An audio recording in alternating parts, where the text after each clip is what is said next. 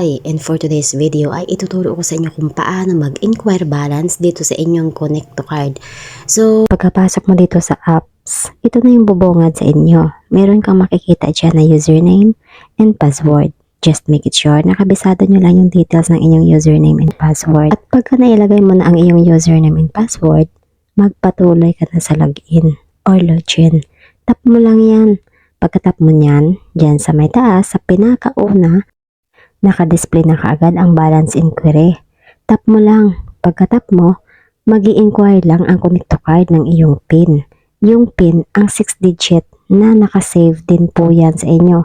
Make it sure na ito yung mga bagay na hindi mo pwedeng kakalimutan dito sa iyong Connect to Card. Once na i-apply mo na, tap mo lang yung submit. Pagka-tap mo ng submit, ito na bubungad sa iyo ang iyong dashboard and of course yung amount ng inyong pinangako ang ipon. So kung gusto mong patuloy, tap mo lang yung arrow sa may gilid. Pagka-tap mo ng arrow sa may gilid, ito naman yung bubungad sa iyo ang whole dashboard mo.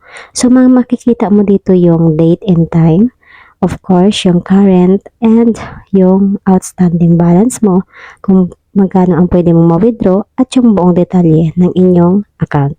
Nakatulong ba sa iyo ang tutorial na to? Of course kung oo, please don't forget to hit like, subscribe, and share sa ating video.